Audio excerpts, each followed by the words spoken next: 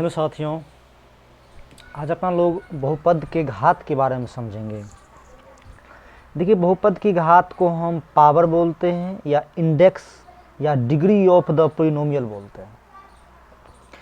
तो क्या होते हैं बहुपद की घात? देखिए, यदि p ऑफ x, इसको p ऑफ x पढ़िएगा, p फॉर पोलिनोमियल जनरली समझते हैं, और x मतलब चर, मतलब बहुपद किस चर में होंगे? x चर में। अगर p ऑफ यहाँ y देंगे तो पोलिनोमियल y में होंगे। तो यदि p ऑफ y चर x में बहुपद हो तो x के उच्चतम घात जो होगा, हाईएस्ट पावर, उसी को बहुपद p ऑफ x का क्या बोलेंगे? घात बोलेंगे। ठीक है, आपको हाईएस्ट पावर देखना है, सबसे उच्चतम घात देखना है। तो जैसे में देखिए यहाँ पर p ऑफ x में से x cube plus 4x square plus 5x plus 2 की उच्चतम घात क्या है? 3 ही न है। देखिए 2 भी है, यहाँ कुछ नहीं तो 1 भी है, लेकिन सबसे बड़े घात क्या है? 3 है। तो बहुपद की घात क्या हो जाएंगे? 3 हो जाएंगे। अगर यहीं पर हम 5 दे देते और 3 रहता था, उच्चतम घात उसका 5 हो जाता। बात समझे ना? तो उसी तरह है p ऑफ x बराबर √3x square plus √3x plus 1 की उच्चतम घात क्या है? तो आपको सबसे बड़े घात देखना था। सबसे बड़ा घात यहाँ क्या है? 2 है, इसलिए इसका उच्चतम घात कितना हो गया? 2 हो गया। समझ गए होंगे?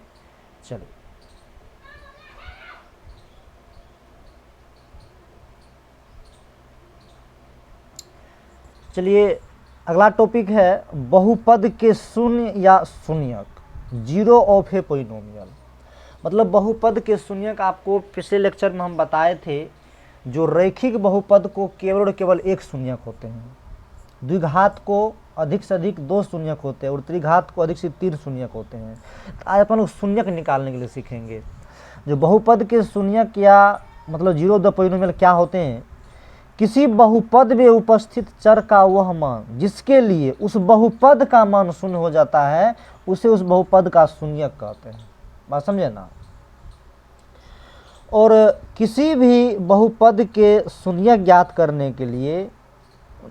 करने का अर्थ होता है समीकरण p ऑफ x बराबर 0 को हल करना। आप कहते होंगे सर पढ़ा तो बहुपद रहे हैं, फिर समीकरण कहाँ से आ गया? तो कोई बात नहीं। देखिए, बहुपद ही जो होते हैं ना, जैसे मान के चलो हम आपको आगे पढ़ाएंगे, जैसे आपको यह भी बताए थे, जो एक घातीय बहुपद का व्यापक रूप क्या होता है? ax plus b। इसी में अगर हम 0 लगा देंगे, बराबर में 0 दे देंगे, तो यह हो जाएंगे एक चर वाले रैखिक समीकरण का व्यापक रूप। समझे ना? तो उसी तरह हम क्या किए, p ऑफ x तो पोलिनोमियल है, लेकिन उसी में हम क्या लगा दिए? बराबर में 0 लगा दिए, ये इक्वेशन बन गया। तो जब भी शून्य को निकालेंगे तो p ऑफ x को पहले 0 बराबर कर लेंगे, तब उसके शून्य को हम लोग हल करेंगे। बात समझे ना? तो चलिए हम एग्जाम्पल देके दिखाते हैं। तो चलिए अपन लोग सबसे पहले एक बहुपद लेते हैं, एक रैखिक बहुपद लेते हैं, p ऑफ x बराबर x माइनस 3। अब देखिए यह रैखिक बहुपद, इसका घात कितना है? 1 है। तो आपको बोले जब भी शून्य को निकालेंगे तो p ऑफ x को किसके बराबर कर लेंगे? 0 के बराबर कर लेंगे। तो देख लीजिए यहाँ पर p ऑफ x को हम किसके बराबर कर लिए? 0 के बराबर कर लिए। अब p ऑफ x का वैल्यू कितना है? x minus 3। यहाँ लिखिए x माइनस 3 बराबर यहाँ 0 दे दिए। तो x बराबर क्या हो जाएगा? ये माइनस में है, उधर जाएगा तो प्लस में हो जाएंगे। तो अब आपको देख लीजिए, हम आपको क्या बताए थे, जो एक घातीय बहुपद या रैखिक बहुपद को केवल और केवल एक शून्यक होता है। तो यह जो x का मान 3 आया है ना, ये बहुपद का क्या है? शून्यक है। और देखिए हम आपको डिफिनेशन जो दिए हैं वही चीज़ दिए हैं, थोड़ा ध्यान से यहाँ देखिए आप। जो किसी बहुपद में उपस्थित चर का वह मान, तो देखिए किसी बहुपद में उपस्थित चर का वह मान जिसके लिए उस बहुपद का मान 0 हो जाए। तो जिसके लिए मतलब इस चर का जो मान ई है ना 3, इस पर इस बहुपद का मान 0 हो जाएगा। कैसे? ये देख लीजिए, आपको हम करके भी दिखाते हैं। जैसे यहाँ पर देख लीजिए p ऑफ x बराबर कितना है? x माइनस 3 है ना? तो x का मान कितना आया? 3 आया है। तो यहाँ लिखिए x है, x मान यहाँ 3 दिया, 3 दीजिएगा बराबर। यहाँ भी x है तो यहाँ भी 3 देंगे, यहाँ माइनस 3 है तो 3 देंगे। तो पी ऑफ 3 बराबर 3 में से 3 कट जाए क्या बचेगा 0। तो देखिए x का मान जो देखिए ये 0 को शून्यक नहीं समझिएगा, इसका शून्यक जो है ना ये 3 जो है ना ये 3 जो है शून्यक हुआ, क्यों कि इस मान पर बहुपद का मान शून्य के बराबर हुआ है, बात समझे ना। तो वही चीज लिखा है किसी बहुपद में चर का वह मान, तो चर का कौन मान है 3 मान है, जिसकी इस बहुपद का मान कौन ये बहुपद का मान शून्य के बराबर हो जाता है उसे क्या कहते हैं, उस बहुपद का शून्यक कहते हैं, बात समझे ना। तो ये हुआ एक घातीय बहुपद का। तो एक घातीय बहुपद को केवल और केवल एक ही शून्यक होते हैं, आप इस चीज को याद रखेंगे।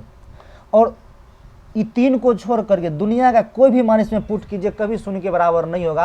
आप कर लीजिए, आपका मन करता होगा सर का है हम यहाँ पर p बराबर 2 देंगे तो शून्य नहीं, x बराबर 2 देंगे शून्य कभी नहीं होगा, देख लीजिए।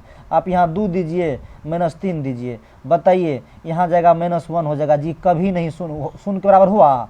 तो क्या ये 2 इसका बहुपद शून्यक होगा, नहीं हो, क्योंकि आपको पहले बताइए दिए हैं जो रेखिक बहुपद कितने शून्यक होते हैं जी, मात्र एक शून्यक होते हैं, और वह शून्यक कौन है 3 है इसका, बात समझे ना। आप और कोई ले लीजिए, जैसे मान के चलिए यहाँ पर हम p ऑफ x बराबर मान के चलिए हम ले लेते हैं x - 2 ले लेते हैं, ठीक है ना। तो सबसे पहले इसको किसके बराबर कीजिएगा, p ऑफ x को शून्य के बराबर कीजिएगा। तो p ऑफ x की वैल्यू कितना है x - 2 है, बराबर में क्या देंगे 0, तो x बराबर क्या हो जाएगा जी 2 हो जाएगा।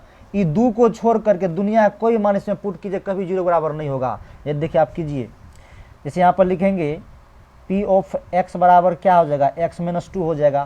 तो यहाँ p दीजिए, x का मान कितना निकालिए 2 निकालिए, यहाँ 2 दीजिए और यहाँ भी 2 दीजिए -2, देखिए कट के हो गया 0। तो इसी पर 0 हुआ, तो यही बहुपद का शून्यक हुआ।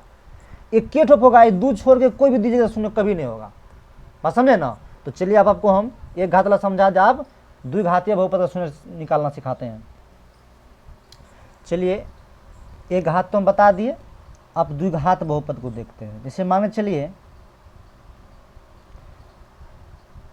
p ऑफ x बराबर हम ले लेते हैं x² - 4।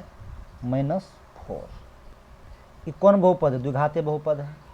इसका देखिएगा 2 शून्यक होगा, ये 2 मान पर शून्य के बराबर होगा।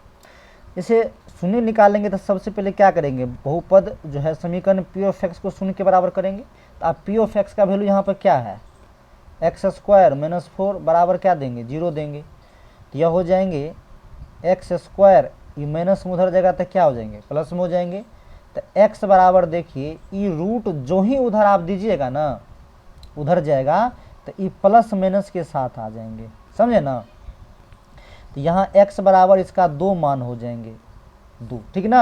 यानी कि x का मान एक बार प्लस में भी आएंगे एक बार माइनस में भी आएंगे। तो देखिए ये प्लस और माइनस दोनों में इसका मान शून्य के बराबर होगा। कैसे, ये देखिए हम करके दिखाते हैं आपको। जैसे यहाँ पर लीजिए p ऑफ x बराबर कितना है x² - 4 है ना जी। चलिए अब x का मान एक बार हम 2 लेके सोल्व करते हैं, इसको 2 दीजिए यहाँ पर, तो यहाँ भी 2 देंगे, 2 का स्क्वायर -4, तो 2 दूनी 4 -4 देखिए कट के 0 हो गया ना। तो चर का वह मान कौन मान है, ही मान जिससे बहुपद का मान शून्य के बराबर हो जाए वही तो शून्यक है। तो देखिए 2 पर भी 0 हो गया, ये देख लीजिए। आप एक बार -2 भी दे के देख लीजिए, यहाँ क्या दीजिएगा -2 का स्क्वायर -4। देखिए -2 को स्क्वायर है तो यह क्या हो जाएंगे 4 हो जाएंगे, फिर -4 कट कट क्या हो जाएंगे 0 हो जाएंगे। तो इसका 2 शून्यक हुआ कि नहीं हुआ, एक -2 हुआ एक 2 हुआ। अभी दोनों शून्यक छोड़ के दुनिया का कोई मान दीजिए कभी 0 के बराबर नहीं होगा। इसीलिए हम आपको बताए थे जो एक घात बहुपद को केवल एक शून्यक होंगे और द्विघात बहुपद को अधिक से अधिक 2 शून्यक होंगे, समझे ना। और त्रिघात बहुपद को अधिक से अधिक 3 शून्यक होंगे। चलिए एक त्रिघात बहुपद की एग्जाम्पल हम दिखाते हैं आपको। चलिए त्रिघात बहुपद का भी दिखा देते हैं। चलिए देखिए हम p ऑफ x बराबर एक त्रिघात बहुपद लेते हैं x³ - 2x² - x + 2 त्रिघात बहुपद है। इसका 3 शून्यक होगा, कैसे देख लीजिए। तो सबसे पहले आप आपको क्या बोल लीजिए, p ऑफ x को आप किसके बराबर कर लीजिए 0 के बराबर कर लीजिए, कर लिए। अब p ऑफ x का वैल्यू इतना है तो यहाँ दीजिए,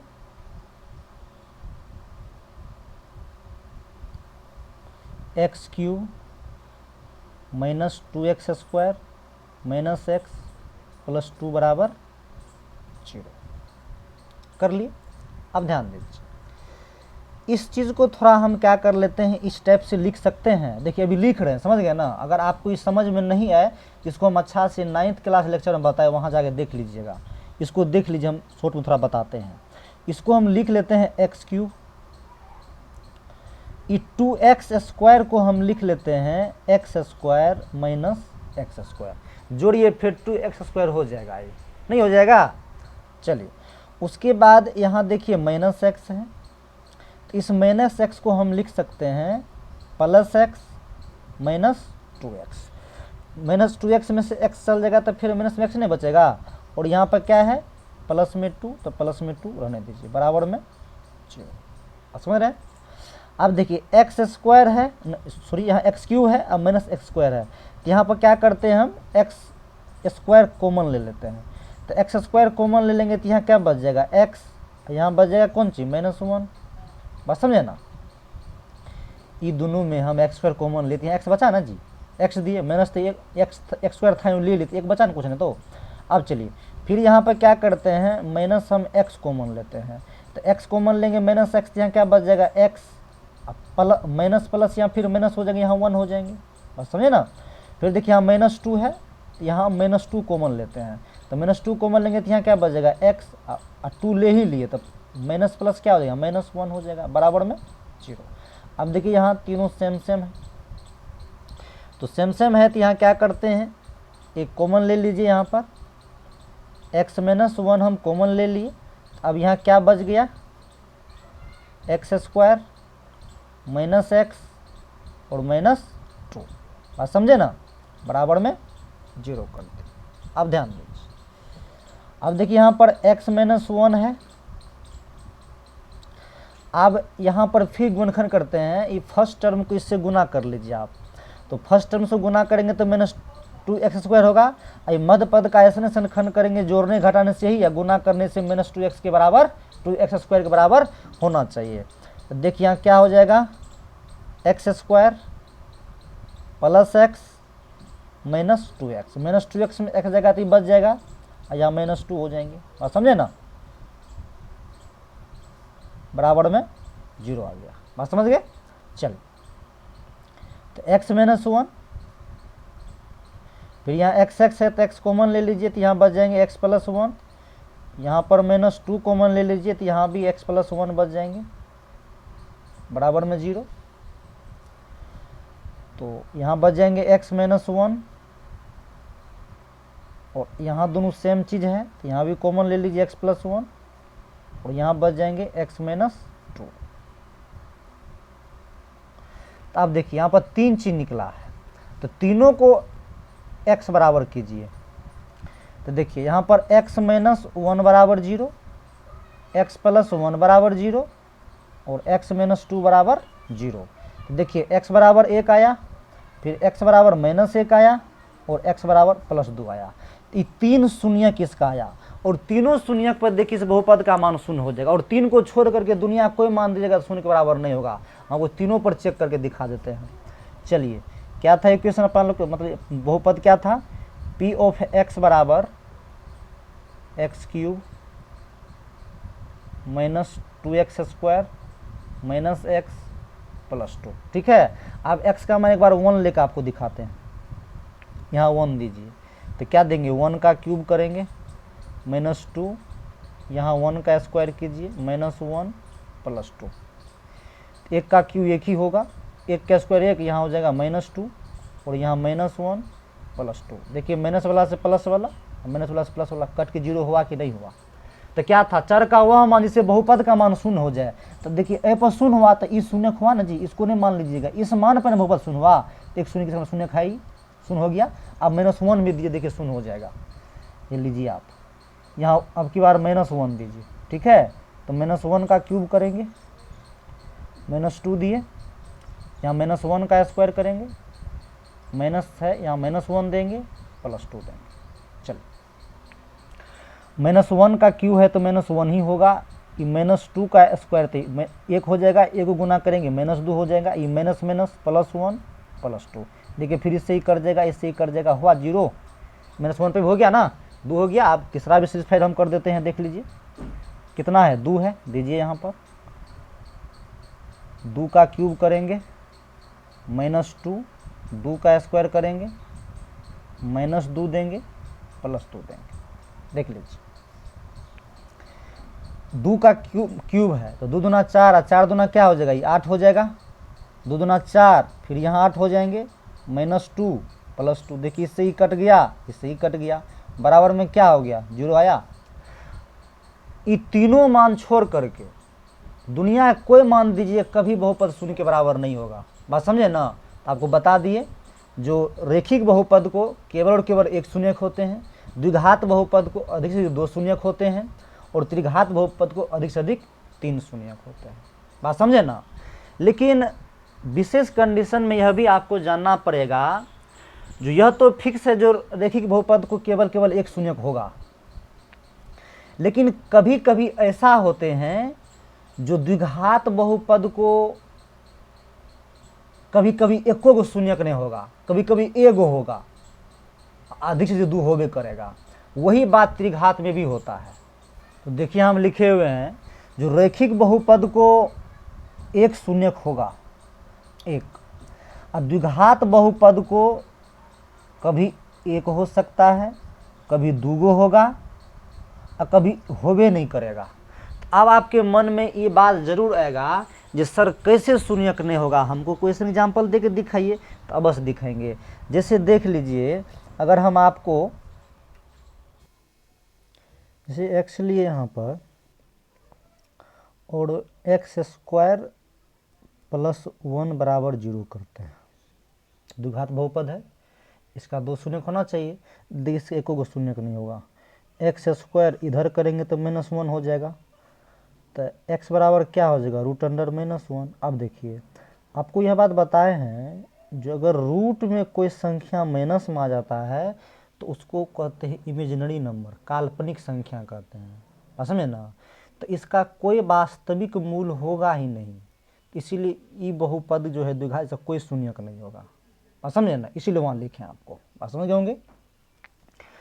और रेखिक बहुपद का जो शून्य निकालते हैं अपन लोग ax, जैसे ax + b का व्यापक रूप है शून्य के बराबर करते हैं, तो ax बराबर -b, x बराबर क्या हो गया, -b/a। तो इस पर जो है कोई भी मतलब शून्य निकालने आप बैठा सकते हैं। जैसे मान चलिए हम अगर कोई रेखिक बहुपद ले लें, यहाँ पर x + 1 ले लें, अब बोले इसका शून्य निकालिए, तो आप देख लीजिए यहाँ पर ax + b, तो b जगह पर क्या है, यहाँ पर 1 है, और a जगह पर यहाँ कुछ नहीं तो क्या है, 1 तो है ना। तो देखिए तो x बराबर -b का मान कितना है, 1, a का मान कितना है, 1, काट देंगे कितना हो जाएगा, -1, तो -1 क्या होगा, इस बहुपद का शून्यक हो जाएगा, समझे ना। तो चलिए, और उसी प्रकार यहाँ लिखे हैं जो द्विघात बहुपद का जनरल फॉर्म होता है ax² + bx + c, तो इसका 2 शून्यक होते हैं, एक शून्य को अल्फा कहते हैं, एक बीटा कहते हैं। अल्फा + बीटा बराबर -b/a, अल्फा × बीटा बराबर c/a। इसका हम प्रूफ आपको एक अलग से लेक्चर देंगे, ये दोनों शून्यक कैसे इतना होते हैं इसका प्रूफ करके देंगे, समझे ना। उसके बाद देख लीजिए त्रिघात बहुपद का ax³ + bx² + c + d, इसका 3 शून्यक होते हैं, एक शून्यक के योग, एगो 2 शून्यक के गुणनफल का योगफल c/a, और एक होता है शून्य गुणनफल अल्फा × बीटा × गामा बराबर -d/a, समझे ना। तो इसका भी एक अलग से आपको लेक्चर देंगे हम प्रूव करके। तो इतना सब आदमी देखिए वीडियो पॉज करके, इससे आगे लेक्चर हम आपको आगे देंगे। ओके, धन्यवाद।